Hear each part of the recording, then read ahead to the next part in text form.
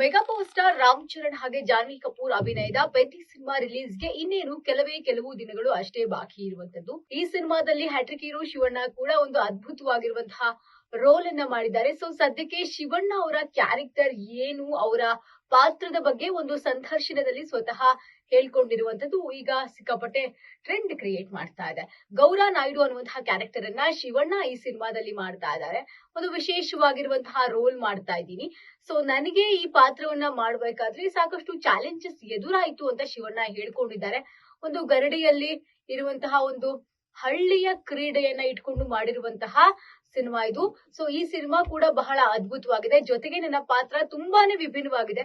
ನೀವು ಹಿಂದೆ ನನ್ನನ್ನ ಈ ತರ ಶೇಡ್ ನಲ್ಲಿ ನೋಡಿರೋದಕ್ಕೆ ಸಾಧ್ಯನೇ ಇಲ್ಲ ಅಂತ ಸ್ವತಃ ಶಿವಣ್ಣ ಅವರು ಹೇಳ್ಕೊಂಡಿರುವಂತದ್ದು.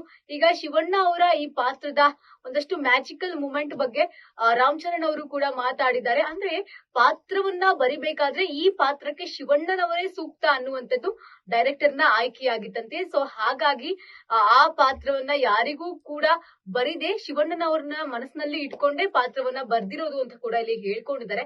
ಸೊ ಈ ಒಂದಷ್ಟು ವಿಚಾರವನ್ನ ತಿಳ್ಕೊಂಡು ಶಿವಣ್ಣ ಫ್ಯಾನ್ಸ್ ಕೂಡ ಬಹಳ ಖುಷಿಯಾಗಿದ್ದಾರೆ. ಸೊ ಈಗ ಆ ಒಂದು ಸಿನಿಮಾ ಯಾವಾಗ ಬರುತ್ತೆ, ನಾವು ಸಿನಿಮಾನ ಯಾವಾಗ ನೋಡ್ತೀವಿ ಅಂತ ಹೇಳಿ ಶಿವಣ್ಣ ಫ್ಯಾನ್ಸ್ ಕೂಡ ವೇಟ್ ಮಾಡ್ತಾ ಇದ್ದಾರೆ.